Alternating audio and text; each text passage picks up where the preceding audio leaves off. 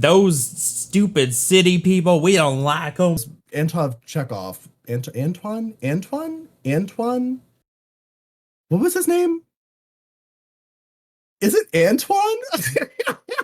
And then she goes, and then they.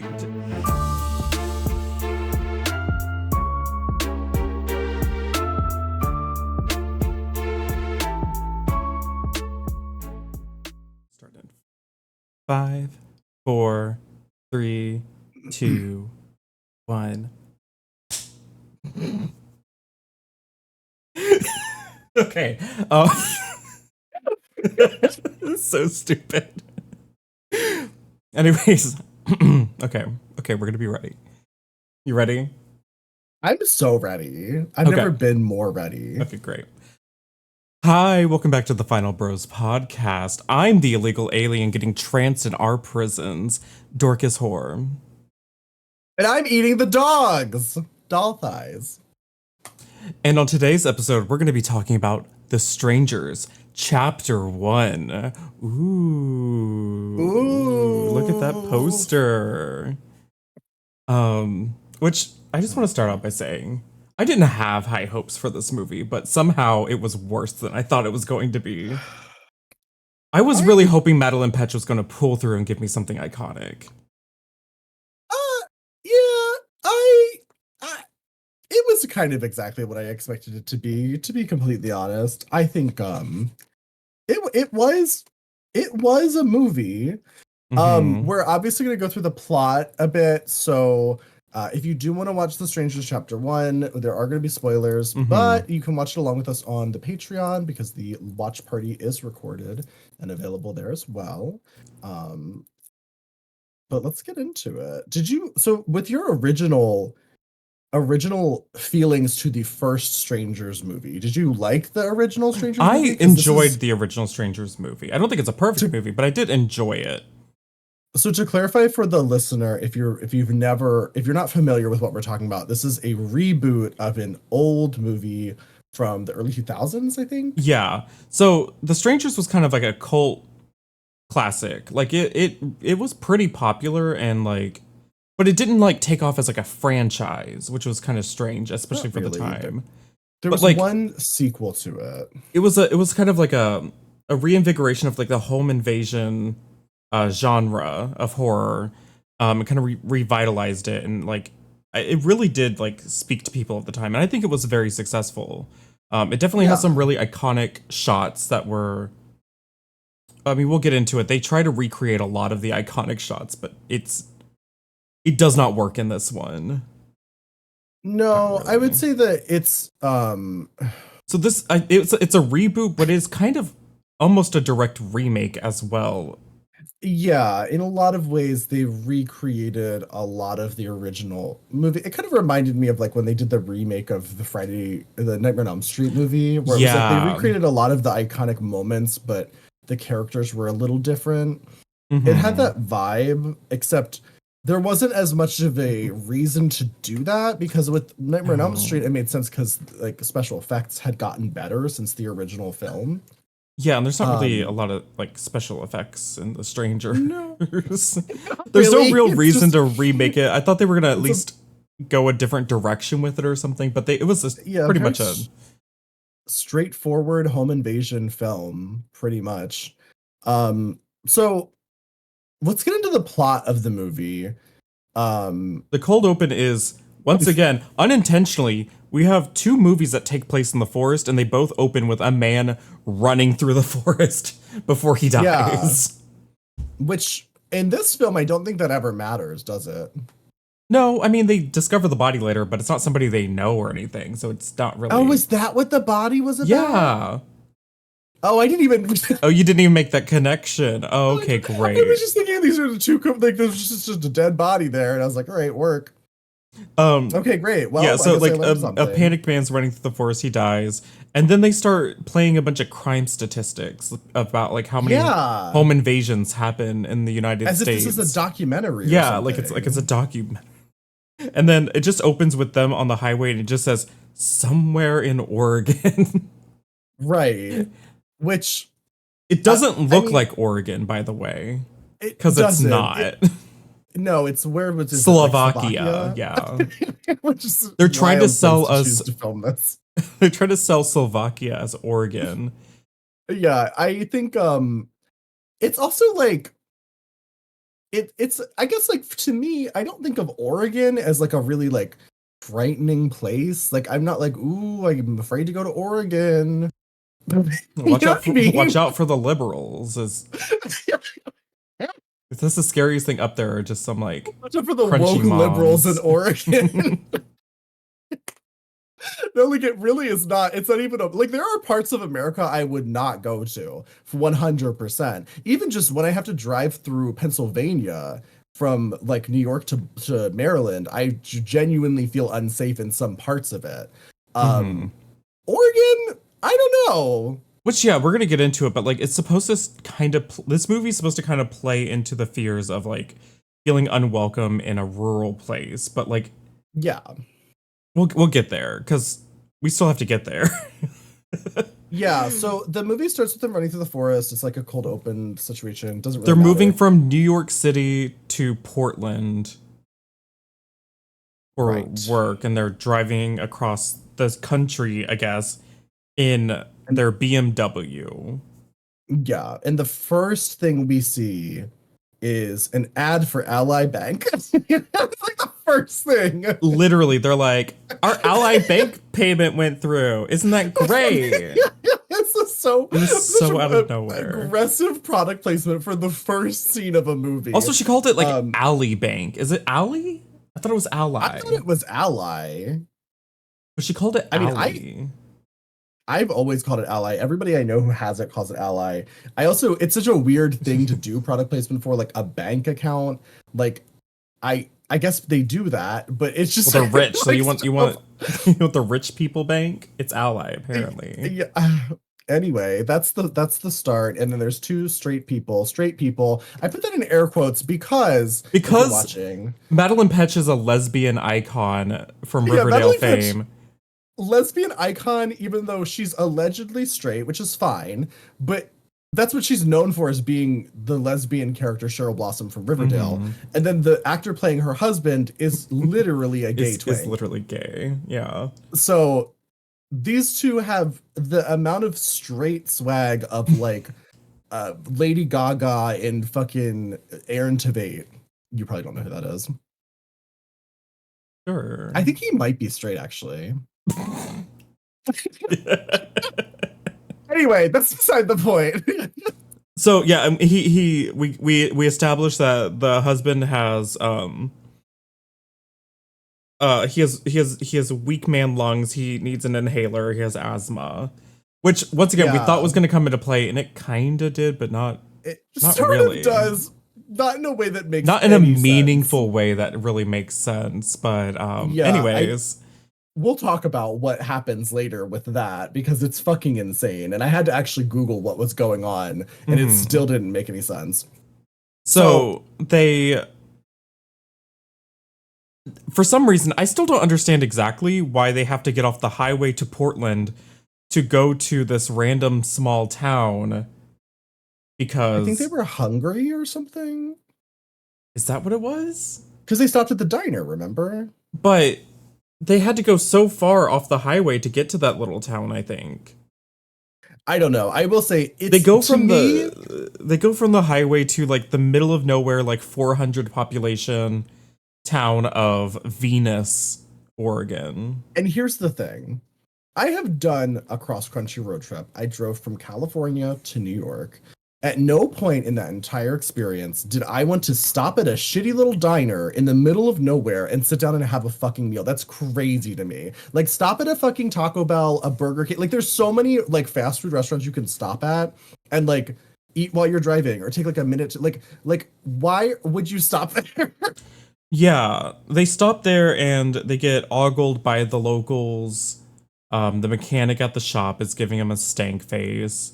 Yeah, And and they they're all feel weighing in on their immediately relationship. yeah, they feel immediately unwelcome in this diner. Once again, it doesn't make sense. Two young white people walk into a diner in a small town, and for some reason they feel uncomfortable. It doesn't really It doesn't make a lot I of mean, sense. it's because they're both secretly gay, but Yeah. I guess I don't know. It's no, it's because they're rich. That was actually the Well, reasoning. that Remember yeah, that? that was Because why, but okay, I'll be real. I have family that lives in the fucking middle of nowhere, Texas. They live yeah, in bumfuck nowhere, uh-huh. Rednecksville. Not once do I ever hear them going like, those stupid city people, we don't like them. We don't want them anywhere around here. We think they're bad. It's like, do you know what people in the country really do? They get excited that like for their birthday that their like husband's taking them to the real Olive Garden in the city. Like they're going to Dave and Buster's. Like that's exciting. Oh, that's really dark. I don't never once did I really encounter people in the country that were like, "We hate the city. We hate it so much. We don't trust any of them." Like, it just didn't make sense for me as like a narrative I mean, thread for them to really be hinging this entire movie on. I it's something that like it's implied. They never say that why they're getting that kind of treatment. It's also implied that they're treating that way because all of the townsfolk involve themselves in their little like shitty little diner date, Mm-hmm. and the town finds out that they've been in a relationship for 5 years and they're not married. And I say the Yeah, town because it seems like the like 10 people in this diner yeah. are The the 10 only people people in this that make up entire this town town. are there. Yeah, so they kind of give them shit Oh, for and the they don't fact like that that they're he's a not married. vegetarian. Oh yeah, they hate that too.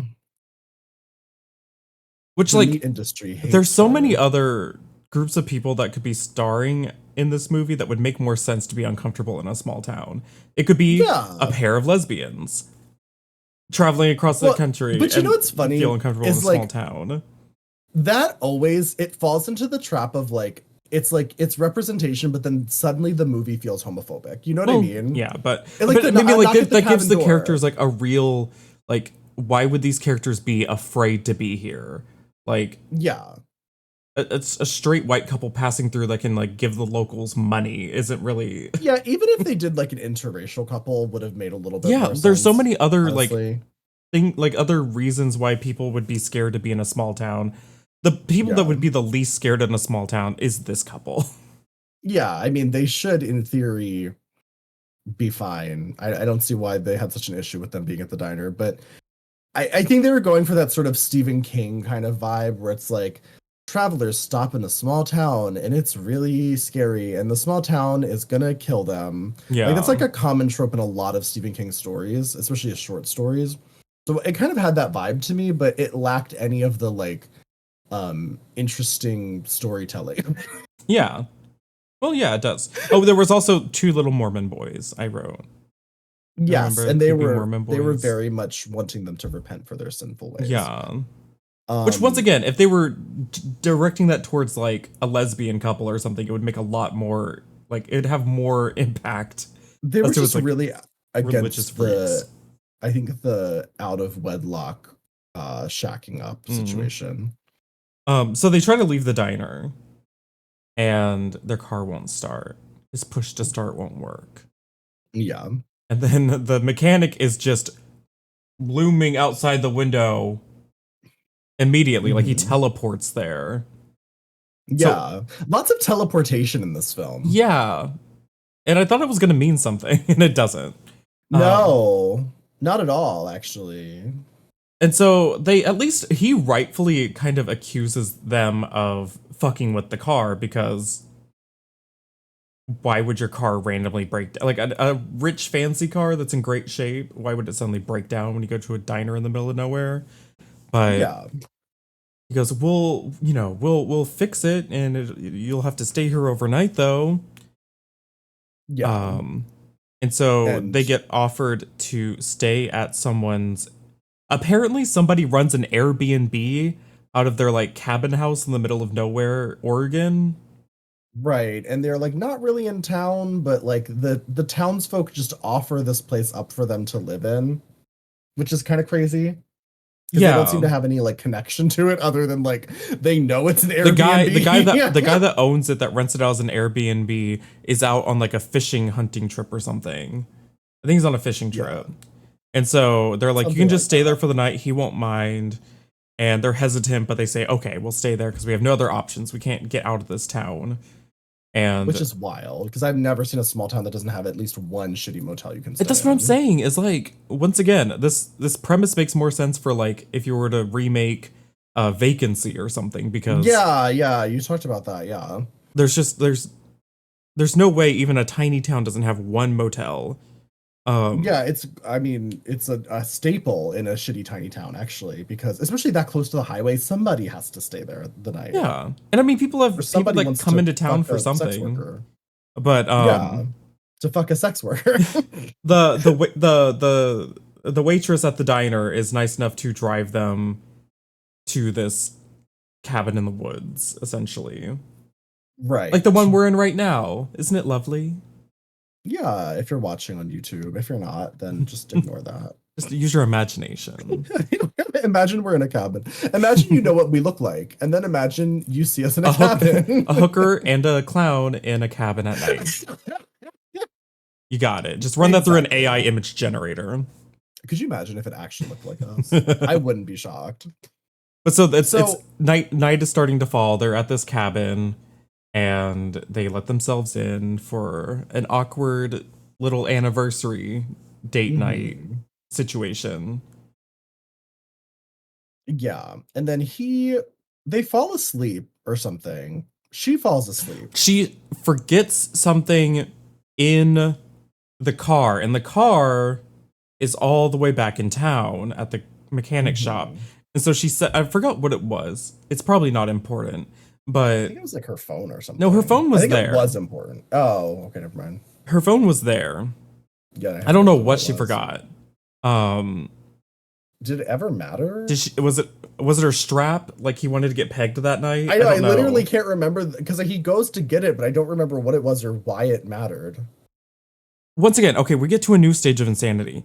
I was wondering, how is he getting there? I mean, we get to it later, right. But I was like, is he walking all the way back to the mechanic shop? Like they were so far away, they had to be driven here. No, he takes the residents, like the owner's motorcycle. Yeah, he straight up like steals the owner's motorcycle. Insane. Like the owner doesn't even know they're like staying there yet. No. So he's off. Fucking takes it upon himself to take the motorcycle to get some item that we can't even remember. Yeah. Like her phone charger or something. Like it was literally like an item that didn't seem to matter. No. But like when he's gone, people start knocking on the door. They're like, knock, knock. Yeah. I would like to collaborate. Knock, knock, knock. Knocking on the door of love. I would like to collaborate. And they start asking, who are they asking for? The strangers want to do a collab with her at 3 a.m. God, that's so fucking relatable. They're asking for like Anita or something. They're like doing a production of West Side Story. I truly don't remember. It's a girl in the shadows. And once again, it's a remake of The Strangers. And yeah, she's like asking for somebody that's not there. Yeah, this is a direct scene from the original movie. And it's like a shadow figure that doesn't really make a lot of sense logistically because like there's so many lights on in the cabin and she's so close to the door, but somehow this character is like fully just a silhouette of a person. Yeah. And so they're like they're starting to fuck with her. And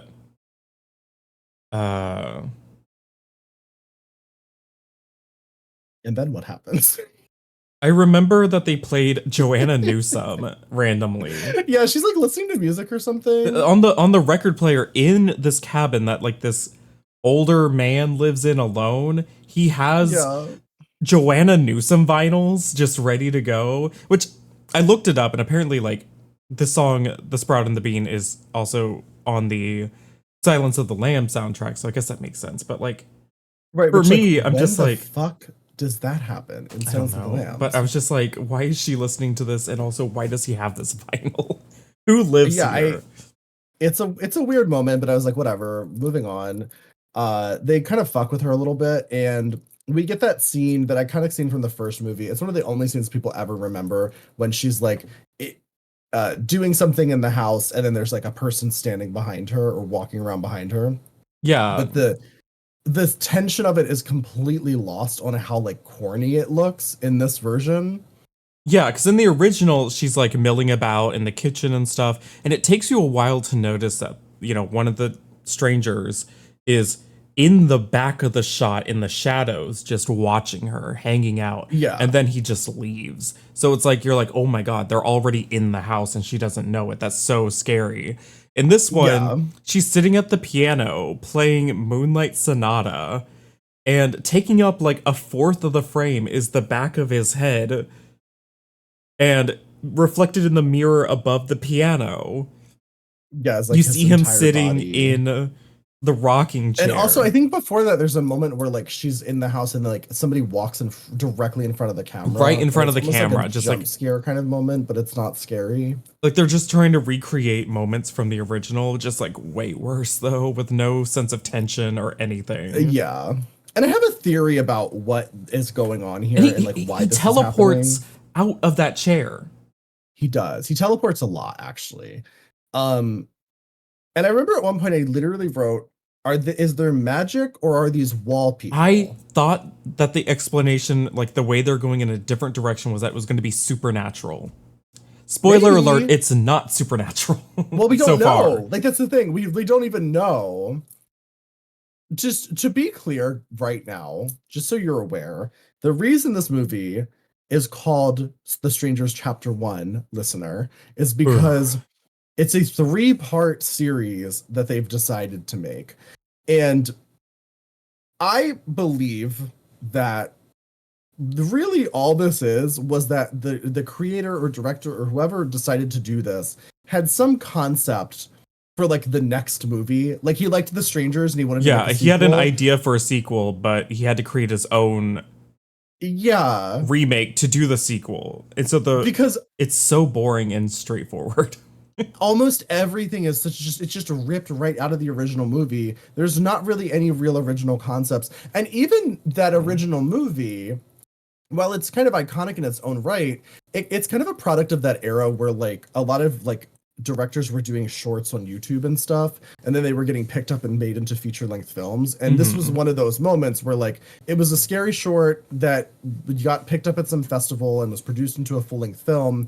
And in the original, even there's not a ton of plot. Like it kind of just feels like they took a couple scary moments and spread them out over an hour and a half. And you could just watch the original short and get the same amount of like tension. So it's even wilder that we're now rebooting that and remaking that and doing the same thing But again. like failing to understand what worked in the original, like, and how like to make that Yeah, happen. and it's less scary. So this is the first time where she really gets like like scared by the strangers, right? They're like in the house. She notices them. She runs from them. She hides from them. Yeah, she starts getting like chased around and stuff because they're inside the house now. They like turn out the lights and she's like using her flashlight on her phone, and that's when she go and like hides in the closet. Right. And then her And I think they start playing Is this when they were playing Moonlight Sonata I think so, again? yeah. The strangers start playing the piano. I don't know why. I don't know what the significance of this is. I couldn't tell you. Like I don't it's like it just seems like a series of random choices. So she's like hiding in the closet and then there's a lot of tension, I guess, build up, and then the door opens to the closet and it's her boyfriend. I guess he came home from the mechanic Yeah, and we had a little scene where he was driving the motorcycle um back from the mechanic, and Mhm. he stopped at a burger shack in the middle of Yeah. nowhere that's just open, that Right. everybody's I hanging forgot about out that. at. And he picked Yeah, up all the burgers for the both of them. And once again, they got really mad that one of them is vegetarian. yeah. And all the diner people are there. So it like scene, I guess it kind of establishes that most likely because these two things are happening overlapping, these strangers characters are not the people from the diner, they're not the mechanic, because they're all in the where they should be, like chilling and living their lives, right? Yeah. So So these have to be some additional ancillary characters, most likely. so he like takes their burgers, he comes back, he finds her in the closet where she's like scared.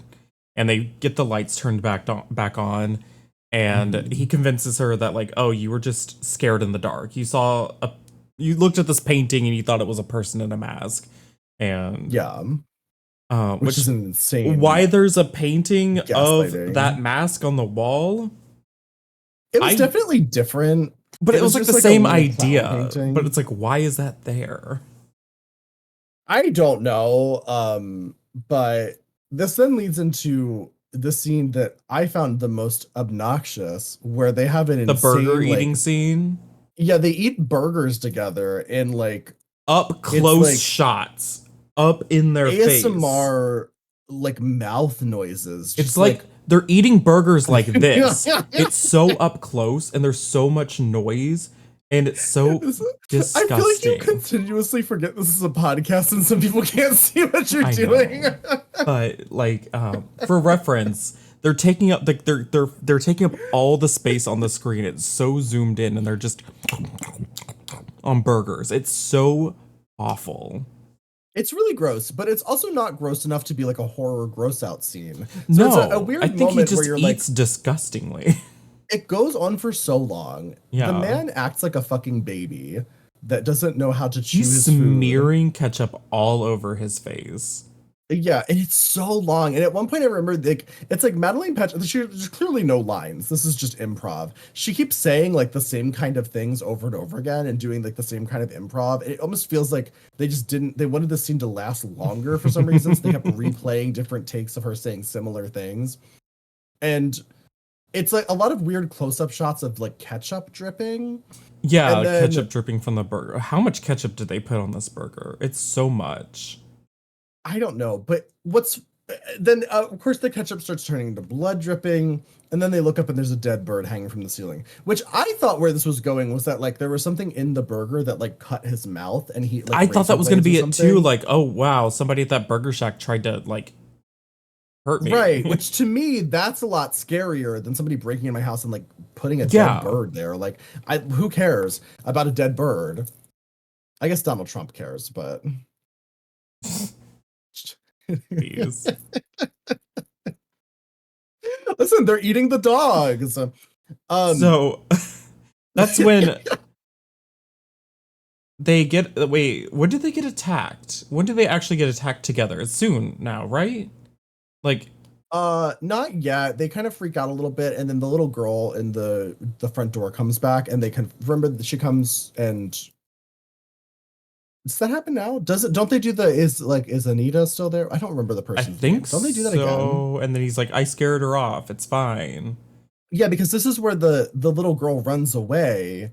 I say little girl, she could be an adult woman. I don't fucking know. She's just like a silhouette figure. But he scares her off and she runs like Sookie Stackhouse. Yeah, she's just this like She's flailing her arms as she runs away. And at that moment, I was really like, am I genuinely supposed to be afraid of these like these ominous figures? Like, this is so stupid. They're so camp.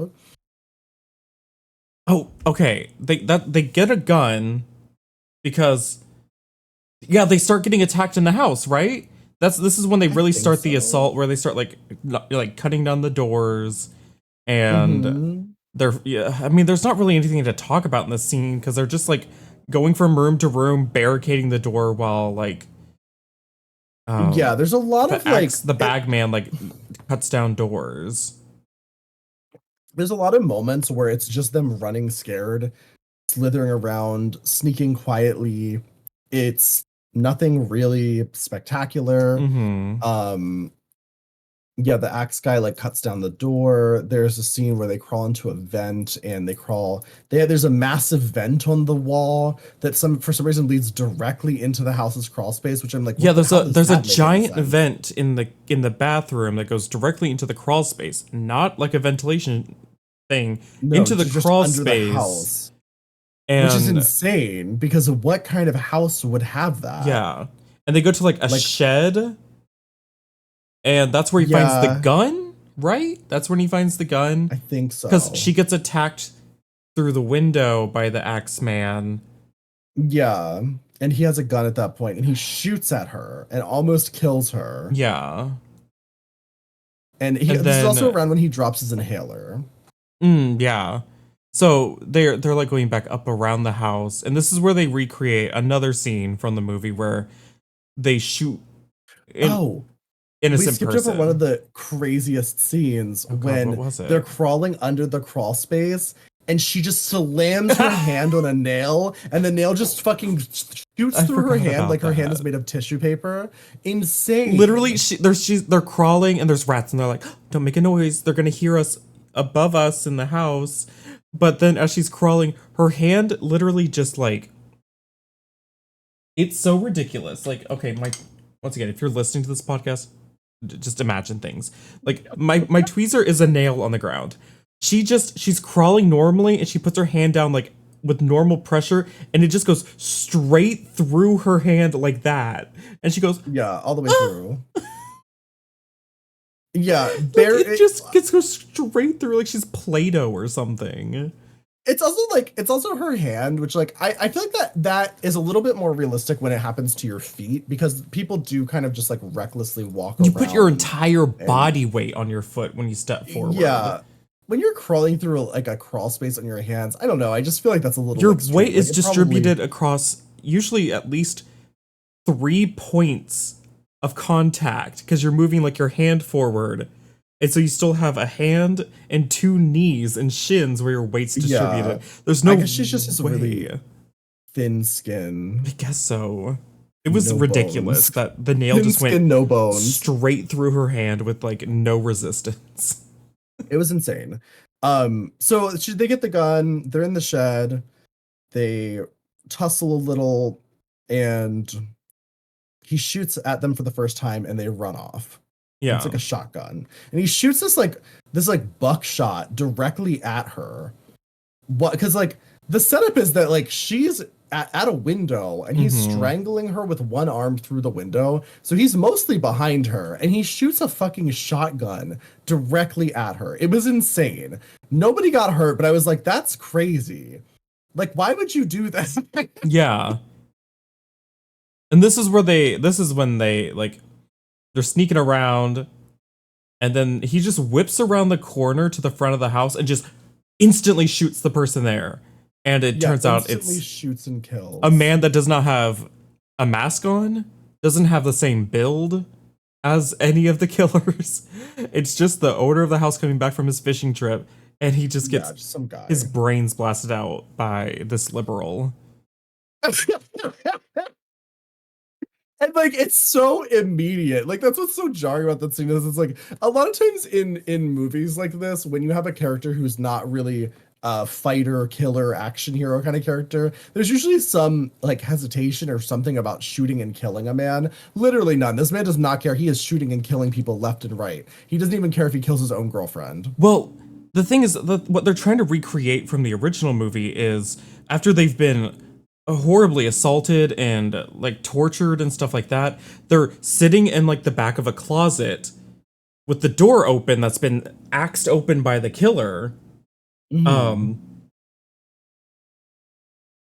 there's like a giant hole in the door, and the music's playing, looping on the scratching record really loud. And Uh-huh. it's just like there's so much tension of just hearing the record playing and they're waiting with the gun pointed right at the door like as soon as they turn that corner we're gonna get them, they're going to get them. And the person that walks in front of the closet turns out to be like their friend that came to check in on them that they called. And so Right. it I don't actually, remember that scene, but that but sounds like it has right. I mean, impact because it's somebody A that they know, B that mhm. was supposed to come and help them. And Yeah. like you thought, the thing is you thought it was the killer from their Right. perspective. So it's a little more tragic that way. This one is just some random person they've never met. They just turn the corner, Yeah, and shoot they don't him. really have a lot of remorse about it either. They No. just kind of move on. They're like, oh shit, we killed a random guy. Whoops. But they're like, we're gonna get back into town, we're gonna leave, we're gonna take the motorcycle, and then Oh wait, and this is the first time we really get a good close-up shot of Madeleine Petsch crying and looking insane. Madeleine Petsch crying is always fucking wild. My She favorite ugly fact cries about every time. Yeah, just full face, scrunched, mucus everywhere. My favorite fact about Madeline Petch is that she frequently likes to post actual videos of her crying and having emotional breakdowns on her social media. It's my favorite thing about her as a person. And sometimes at the end of the year, she posts a compilation of all the time she cried this year. It's so good. If you're not following Madeline Petch's social media, you're really You missing should. out. But yeah, so we get a good shot of Madeline Petch ugly crying. It's great. Yeah. It's iconic. Also, I think they blew up the Um, motorcycle way earlier because this is when they try to take that guy's car. right. His Yeah, there like was a Jeep motorcycle that Cherokee. blew up. And it like really blew up. Yeah, Like there it was a was a fucking massive explosion. yeah, crazy amount of explosion for a motorcycle. Hmm. But like they try to get in his car and they're like gonna drive away. Um, but they get like T-boned by A stranger truck. man in a truck. Yeah, the bagman in a truck. And Yeah. he drives the car into them multiple times. The main character dude's leg gets trapped some way, so he can't get out. Madeline Petch crawls out the window. She runs. And This is where we get lots of running in the woods for about 20 minutes, it felt yeah, like. she runs in the woods, but then he grabs the shotgun, which they had all along, so it's unclear why he didn't grab it earlier and just shoot the guy when he was ramming the car into the side of them. So he Yeah. grabs the shotgun, the bagman runs away, he gets his leg out, he gets out of the car, but instead of just getting in the truck, which the bagman has left running with the keys in the ignition, that Hmm. was totally still drivable, because Yeah. he had just used it to like hit them a couple times and like pin them against a tree. It wasn't like the truck was totaled. He just kind of leaves the truck and walks away. Yeah.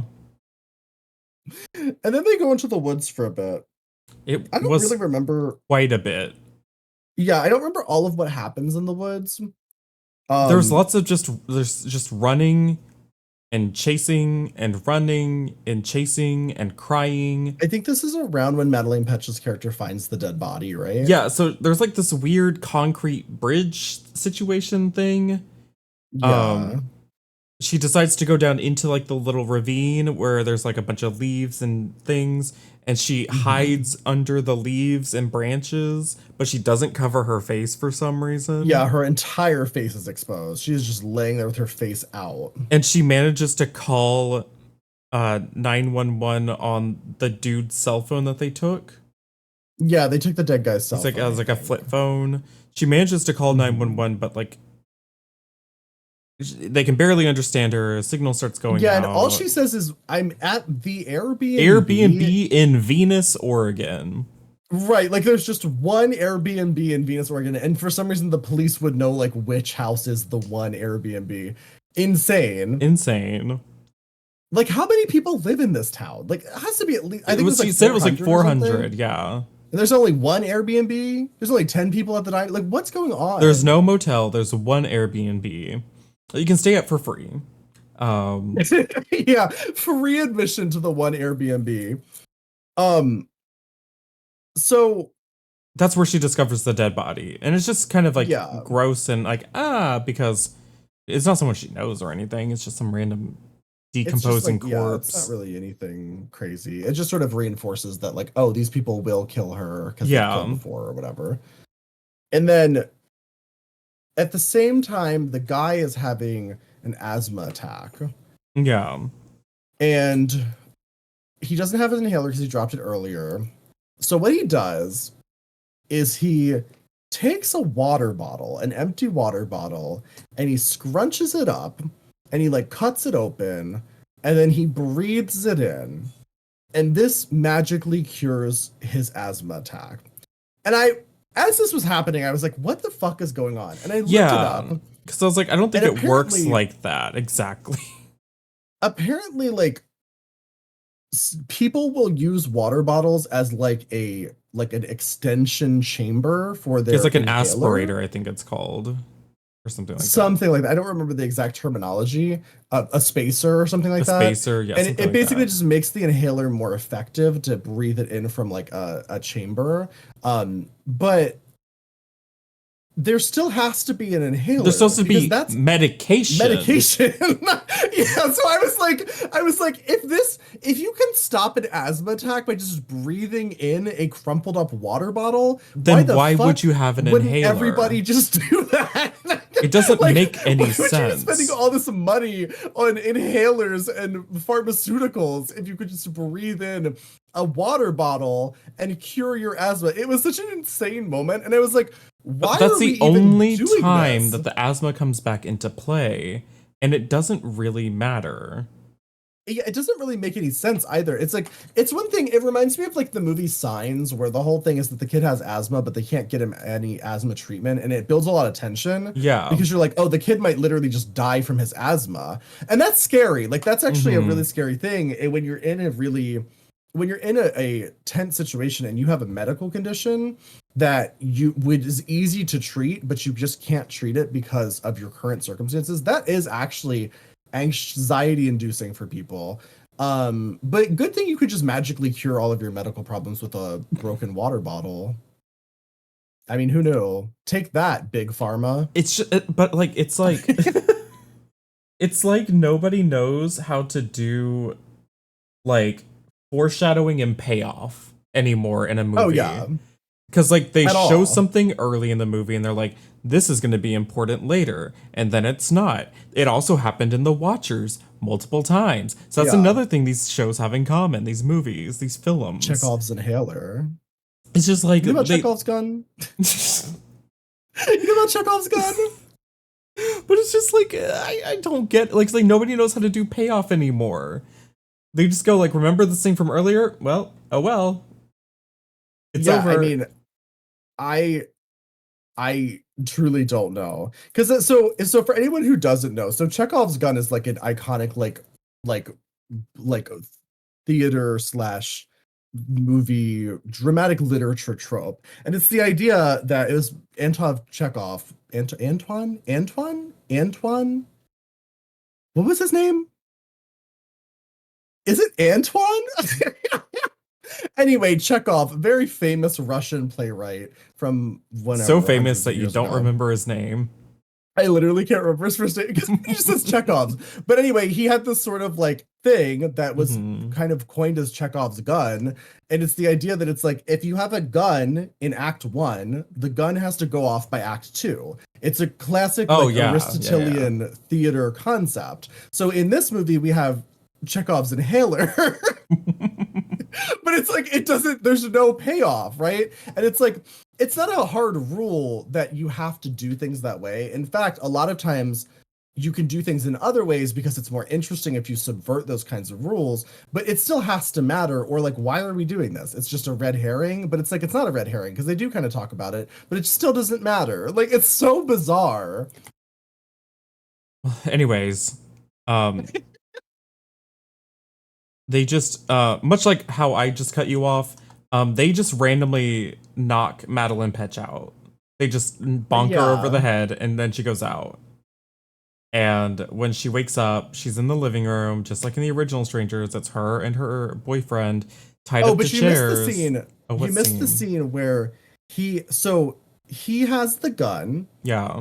like point blank with the woman in the mask, right? Because there's the three masked Oh characters. my There's a guy, god. there's two women, I guess female-ish These characters, people that have been feminine trying to characters. murder them all night. Literally. He And he has the has gun one aimed at her, pointed at point her, blank at the back point of her blank. head. And he sits there and he hesitates for like He's so like, he's like, long. drop the knife, and she takes forever to drop the knife in a dramatic way. And he's like, turn around And he just killed a slowly. man. He It's just not like he's killed hesitant a about man. killing people. He has already shot this gun like 3 times, and one time he murdered somebody. Yeah. So there's no reason, like in the world of the movie, for him to be hesitating here. We get no context for why Like, he's doing this. Like, it could be his gun jams. It could be he realized he's out of ammunition. It could be any of these things. But but it instead, wasn't. instead, heck, he could just accidentally have the safety on, like Gale Weathers. But no, he just refuses to shoot her for some reason, and he takes so long that Bagman comes up to his side and just tackles him. Yeah, just knocks him out. That was so And then they wake frustrating. up in the living Then they room. wake up in the living room, just like in the original, and she's like, Hmm. "What? What do you want? What do you want from us?" And then she Yeah. says, "You were Well, before, there." yeah, the iconic line It's not even of "you like, were "Why are you doing home." It's this?" just "you were there." Yeah. And there is also a lot of moments where they're like having a relationship moment that feels like really kind of Ugh. before that. Before they even get to that, there's a whole dialogue between the two of Well, them, and it's like like, eh. the thing is, one thing that is in the original Strangers is that there's this underlying tension that their relationships in danger. Like they're in a rocky Right. place with their relationship, and over the course of these events, they realize we do love each other and we don't want to die. Um, so there's like that relationship drama. They try to drum up some of that relationship drama here, but it doesn't really work because they're Yeah, there's gay. yeah,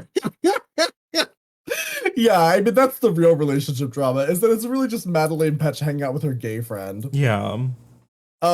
There's a moment earlier where she like she's like, "Are you really gonna be okay with moving to Oregon and leaving the city behind for me?" And she's like insecure about it. And that's the extent of That's their the like extent of their relationship relationship drama. problems is that, Yeah, it never comes up again either. well, it's like Diva, he's gonna have to be okay with it. You're already here. Yeah, you're already moving, you're already traveling across the country. And also, it seems like she's rich. It's hard to tell if he's rich, but she's rich because she has like her mom calls her at one point. Is like, "Do you want us to fly out a Oh private plane to yeah. come She's pick like, you up?" do you want us to send the private jet? Yeah, so like she's clearly rich or has really rich friends. I can't remember if that woman was her mother, her friend, whatever. It didn't really seem to matter. Um, so they do the final If scene where they kind there's of one way to get me to not sympathize with your characters, it's to be like, you have access to a private jet. literally people Kill should not them. have private jets. Kill them. Literally.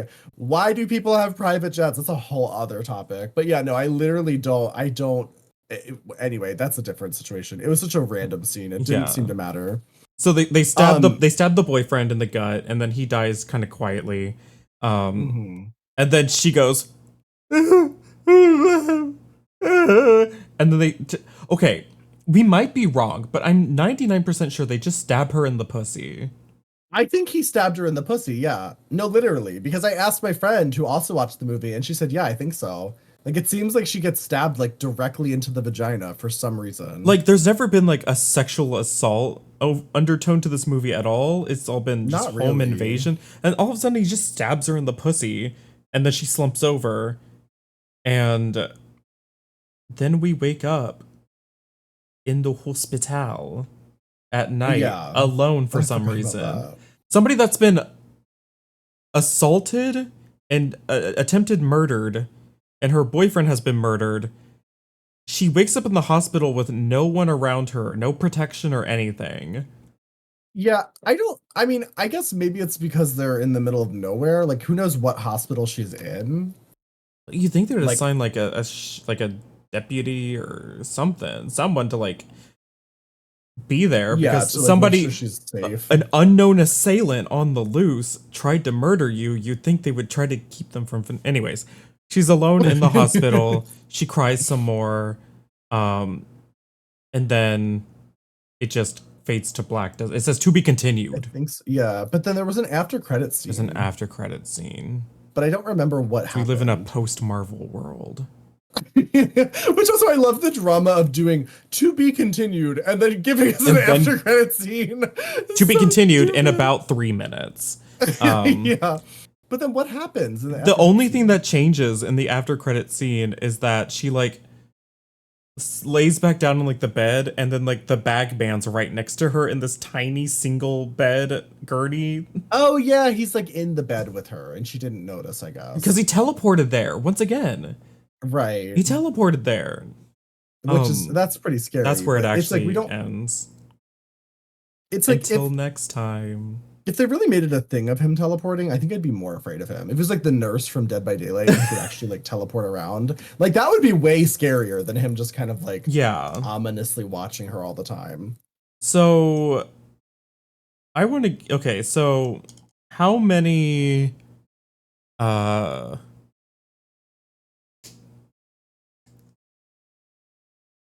Before we huh? before we rate it, what would you do to make this? What would you do to Oh, you fix want to this do movie? the Like, how what to would you fix this movie? change? I Yeah, think how would in you order fix to this? really crank up the idea of being an outsider that's unwelcome in a small town would be literally any other casting choice for the main characters. I would say Agreed. lesbians, Yeah. two women going Yeah, cross queer country, two queer characters, women, people of color, people. really anything, any minority It would just make more would feel sense in uncomfortable in today's this day and town. age to be Yeah, uncomfortable being stranded in a small town to get that kind of fear. Um, agreed. and I also had one, if we really wanted to go like how I would do this movie, if we're rebooting a cult classic and I'm going to put my own twist on it, the idea of instead of it feeling like the town's out to get us, the strangers are the townspeople that are trying to get us. I thought it would be really interesting if it turns out the strangers in town are the strangers that go from small town to small town to murder people. So it turns Oh yeah, that would be out that the fun. couple are actually the murderers and they go into a small town and pretend to be stranded um and then like And then we watch like other murder the characters get killed. yeah. I think that would have been a more interesting twist That on would have this been a good movie. twist, a cool, like kind of like Scream type of situation where it's like they befriend the people in the town and it's like she's at home with the waitress or something, and then like her boyfriend goes off to It's find like you something, think but that then he they're the comes ones in back. danger, but then it turns out like she stabs the waitress. And she Oh, I goes was just like, thinking like they build the tension a little bit more of them like actually, like of actually who's doing it and a lot of yeah. suspicion around like them. Well, I That just would think like be, I think that if would be you think that interesting. like the couple is the one in danger, if you think Madeline Petch is in danger, but then Yeah. she stabs the waitress who you think is being shady, and she's like, "You shouldn't Yeah, have let us in. We're strangers." I think that would have been more interesting. I think in general, I would have done a completely different. I would have done something completely different. I think this is Yeah, when you're doing this kind of reboot and there's not a real reason to do it. I think it's like you really got to go hard and like change everything. Like I would do like when Child's Play became, like the Bride of Chucky kind of yeah. difference. Like something completely different, You tone got to do like difference. a genre jump, kind of. Yeah, like something creative and interesting to reboot the series. That's where I would have gone. If I was gonna continue the series, like let's say like because my theory is like I said, I think the director or whatever writer just really liked the original Strangers and wanted to do a sequel, but in the original movie, all of this stuff happens and then they get killed. Yeah, because in the I would original, have the only just thing that's really different is somebody survives in this one. We have a survivor. yeah. And I would argue this entire movie could have been condensed down to 15 to 30 minutes. And it could Yeah, have been the intro to the movie. And then yeah, he could have yeah. We started were on discussing whatever it that. is he expects to do in part two. Like this could have just been like a 15 to We 30 minute could have gotten intro from stranded in a small town to getting attacked to being hospitalized or whatever in the first 30 minutes. easily. We didn't, there was And so then much you could take it downtime. whatever direction you want to go in.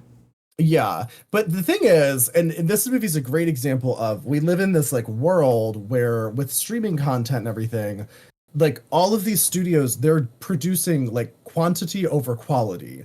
So they Yeah. don't mind remaking the exact same movie since they're gonna be still filming this three-part fucking mini series as three movies anyway. Hmm. They don't mind wasting our time to make us rewatch a worse version Oh of a my movie that God. already existed because it's just more shitty content to feed us to appease the content machine. And like don't get Mhm. me wrong, like as a content creator, I understand the quantity over quality approach. Like, look at what we're doing right now. Look at the material. But like, I just think I don't know. From a film studio, from a movie that cost millions of dollars to make, I would have expected better. And I did look up the budget and everything, and I do think this movie, even with how bad it was and how poorly received it was, I don't remember the specific numbers, but I think it cost something like 8 million to I was produce. gonna literally guess And like $8 million. yeah, and then I think it made like 12 million at box office or something. So it's like even with such a Moderate shitty movie, success.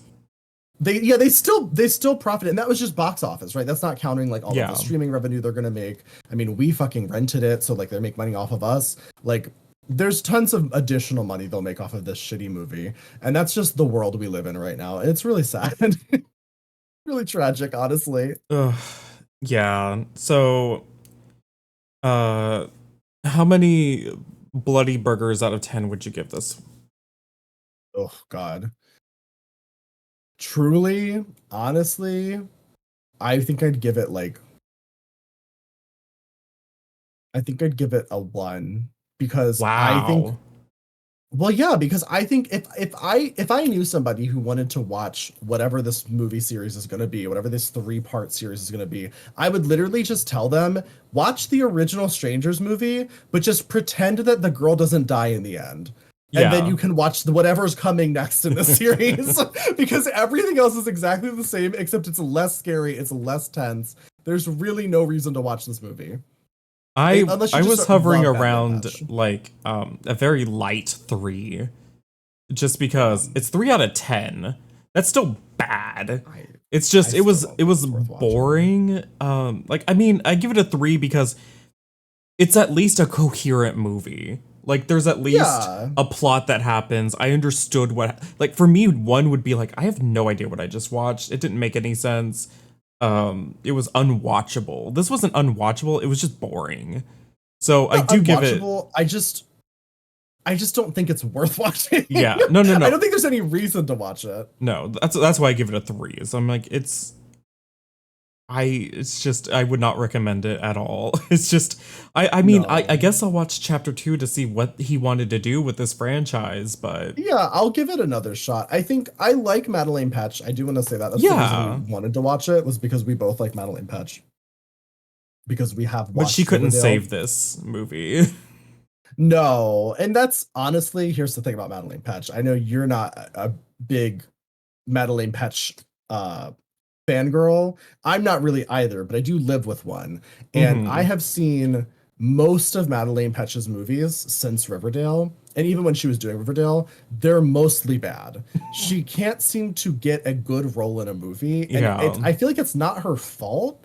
It's just she's just getting these like shitty, like thriller horror-ish kind of roles, but not Mhm. in like she needs to get into like an Ari Aster movie or something. Like she needs to get into some sort of Yeah. like weird conceptual horror. I feel like she'd be really good for that because she does like doing like really campy over, She needs to do dramatic something acting. campier. She needs to do something that's full Yeah, camp, I think. I think that would save her. Um 100%. That's like her specialty. yeah, it's just this movie was just it was just boring. It was Yeah, just really boring. If I yeah. wasn't And watching with you, I would have I will turned it say, off. honestly, same. I will say, I think if I would love to know if you have seen this movie, if you watch this movie but you've never seen the original. I'd love to Mhm. know your opinions on it. Whoever's listening, Merlin, please. And also, I I just want to encourage know you because to watch the original and see how much better it is. well, yeah, sure, but I also just I'm curious if people because this is kind of how I felt about, and we'll get into when we get into Saw, we'll get into especially Saw 10.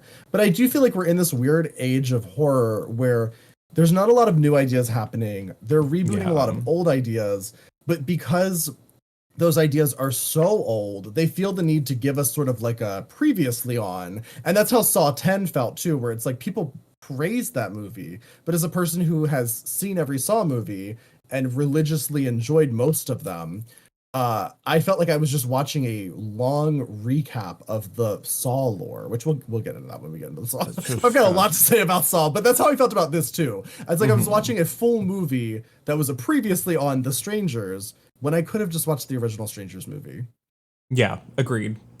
So I'm interested to see what the next movie is going to be. I'll give it a try, but Yeah, this one I'm sure we'll talk was about it. bad. Yeah, not my favorite. I wouldn't recommend it. Mm-mm. But we do have a Patreon. If you do want to watch movies, some Mhm. are good, some are bad. You can watch them along with us if you are subscribed to our Patreon. We do live watch parties. Also, our Patreon supporters will have the ability to actually vote in polls and even suggest things in polls as well for other things for us to watch. And so far, we've only done movies so far, but we are planning to do TV shows and all kinds of other stuff as well. So if those are the kinds of things you want us to watch, like some episodes of a TV show or whatever, you can subscribe to the Patreon and you can partake in those polls and recommendations. Yeah. So yeah, like, subscribe to our podcast wherever you're watching it. Comment. I mean, tell us how you feel about the show. I want to Yeah, know. I want to know how you same. feel. And Review us also, on podcast things, Apple Podcast, all that stuff. and show your friends I if thought you you were gonna have say show them. your face. Show Show your face, yourself! coward. Show yourself! Show yourself. Listener! Okay, great. Well, on that note, thanks for listening. Bye-bye. Bye. Okay, I think we're done.